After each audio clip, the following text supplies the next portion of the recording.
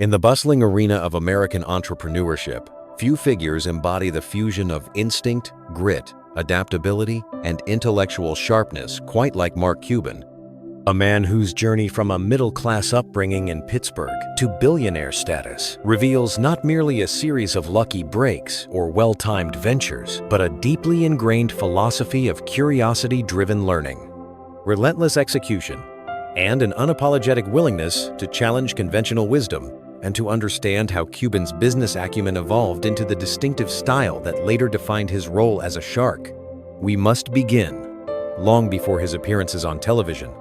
In the formative years when he was just a restless kid, selling garbage bags door to door, learning not only to make money, but to decode human motivation, opportunity, and the subtle art of persuasion that would later become a cornerstone of his entrepreneurial identity. From his early hustles selling postage stamps, running newspaper routes, teaching himself to code to his college days, where he absorbed business knowledge with the hunger of someone desperate to escape the gravitational pull of mediocrity, Cuban built the foundation of his acumen, not through pedigree or privilege, but through constant motion, experimentation, and the fierce belief that knowledge is the ultimate competitive advantage. A belief that later manifested in his habit of reading for hours each day, devouring everything from technical manuals to macroeconomic reports, so that when opportunities appeared, he could outthink, outprepare, and outmaneuver competitors who relied solely on instinct. His first major breakthrough came not with the glitzy .com success he is often known for, but with Micro Solutions, a computer systems integration company he built after being fired from a sales job for closing a deal on his own terms. A moment that taught him two essential lessons: that autonomy fuels excellence,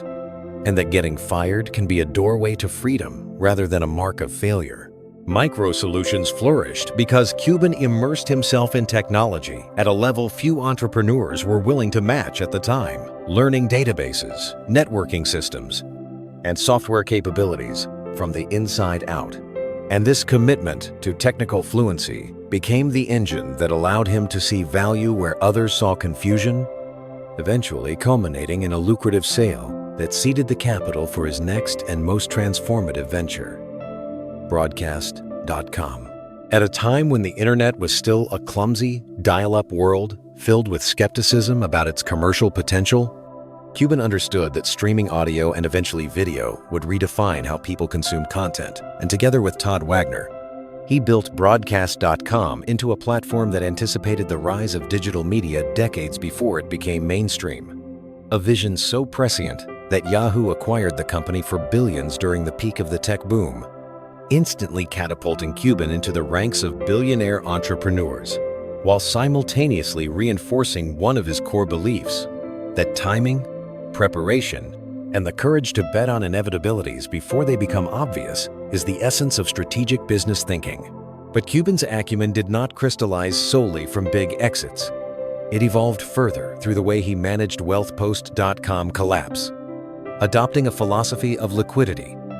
diversification, and stress testing assumptions in order to preserve capital, while still embracing innovation in sectors ranging from sports to entertainment, to pharmaceuticals to artificial intelligence. His purchase of the Dallas Mavericks in 2000 revealed another dimension of his skill set: emotional intelligence combined with operational rigor, as he transformed a struggling franchise into an NBA champion by embedding a culture of excellence, data-driven decision-making, and servant leadership that made players feel valued, empowered, and accountable, proving that the principles of great business communication, culture, customer experience apply just as much in sports as in technology or finance. It was this multi-dimensional expertise that later shaped his persona on Shark Tank, where he emerged as the investor who looks beyond flashy pitches and into the psychological core of founders, assessing their resourcefulness, adaptability, and coachability as carefully as their financials, because Cuban understands that execution, not the idea, determines the fate of most ventures. His investments on the show reflect a philosophy centered on simplicity, scalability, and founder resilience, with a preference for businesses that solve real problems, demonstrate product-market fit, and possess leaders who will outwork, outlearn, and out-iterate competitors long after the cameras stop rolling. Through these countless deals, mentorships, and strategic interventions, Cuban distilled his business acumen into a set of guiding lessons. Sweat equity outperforms entitlement. Curiosity is a lifelong discipline. Diversification protects while innovation propels. And transparency earns trust in ways marketing never can. And as we peel back these layers, his early hustles, his technical mastery, his embrace of risk, his adaptability through market cycles, his leadership philosophy, and his capacity to read people with uncanny precision, we begin to see the deeper blueprint behind his success, a blueprint that becomes even clearer as we follow the next chapter of his journey, where his insights into competition, customer obsession, and the evolving landscape of technology and entrepreneurship reveal an increasingly sophisticated framework for understanding what it truly means to think like a shark, especially as we consider how his views on leverage, learning, and strategic foresight intertwine to form the FLIDE, a cohesive philosophy of business mastery that extends far beyond the sound bites of television and into a deeper framework built on adaptability, intellectual honesty, and the ability to recognize when the world is shifting faster than entrenched players are willing to admit. And as we move into the later chapters of Cuban's journey, we see how this philosophy transforms him from a reactive entrepreneur into a strategic thinker who anticipates inflection points long before competitors recognize their arrival. This future-focused mindset becomes most evident in his evolving stance on technology, where he consistently identifies emerging patterns that signal foundational change. Whether in the early days of streaming media, the rise of high-frequency trading algorithms, or the dawn of artificial intelligence, and in each case, Cuban approaches innovation not with fear, but with a voracious hunger to understand how it works, who will control it, and how its economics will reshape the competitive landscape. His investments in AI, machine learning, blockchain technologies, and healthcare innovation reflect a disciplined thesis that the next generation of market leaders will be built not on capital advantages alone, but on computational leverage, data mastery, and the ability to scale intelligence faster than incumbents can update their legacy architectures. Yet Cuban's strength lies not merely in spotting technological trends, but in understanding human behavior within those trends. For he knows that the true bottleneck in most businesses is not technology, but the psychology of founders, those who cling to outdated assumptions, underestimate the pace of change, or fail to embrace the humility required to iterate rapidly in uncertain terrain. This belief drives his insistence that founders remain obsessively customer-focused, transparent about weaknesses, and willing to cannibalize their own ideas before competitors do. Because in Cuban's worldview, arrogance is the silent killer of great companies, while adaptability is the trait that separates enduring enterprises from temporary successes. His tenure on Shark Tank illustrates this principle repeatedly. He gravitates toward founders who demonstrate an almost stubborn clarity about their customers' needs, but a flexible mindset about how to meet those needs. Because Cuban understands that product-market fit is not a fixed destination, but a constantly shifting battleground that rewards those who stay closest to the truth of the market, even when that truth is uncomfortable.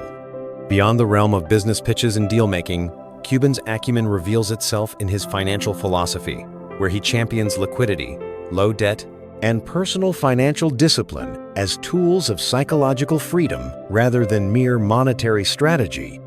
insisting that individuals and companies alike make better decisions when they are not suffocated by obligations or trapped by sunk cost biases. This same mindset shapes his approach to ownership.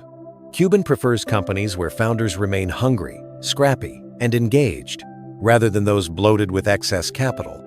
because he has seen firsthand how abundance can dull instincts, while constraints sharpen creativity and execution. And yet, beneath the sharp, fast-moving exterior of a man who built a billion-dollar fortune through boldness and foresight,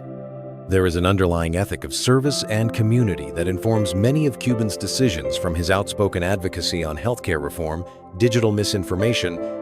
and wealth inequality to his philanthropic initiatives targeting education, entrepreneurship, and medical research, revealing that his definition of success extends beyond profit into the realm of impact, responsibility, and the desire to leave systems better than he found them. As we trace these threads, his hunger for knowledge, his radar for emerging trends, his insistence on execution over ego, his financial discipline, his ability to read people, and his commitment to societal improvement, we arrive at the heart of Cuban's legacy, a set of lessons forged through decades of wins, failures, reinventions, and relentless curiosity. The first lesson is that opportunity belongs to those who prepare obsessively, because preparation is what transforms luck into leverage. The second is that speed matters, but only when paired with clarity of thought and an understanding of where the world is truly heading. The third is that humility is not weakness, but a strategic advantage in a world where certainty becomes obsolete faster than ever. And the fourth is that the greatest entrepreneurs treat learning as a lifelong sport,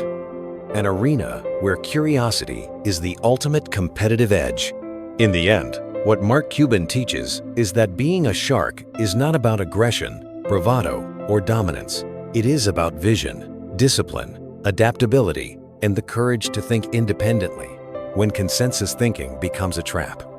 His story is a reminder that business rewards those who move with intelligence, listen with intention, iterate without ego, and act with conviction even when the path ahead is uncertain. And through this lens, Cuban's journey becomes not merely a tale of wealth, but a blueprint for entrepreneurial resilience in a century defined by disruption, leaving us with the enduring lesson that the sharpest predators in the business world are not those who attack the fastest, but those who understand the currents beneath the surface, anticipate the tides of change, and swim with purpose toward the opportunities others are too distracted or too afraid to see.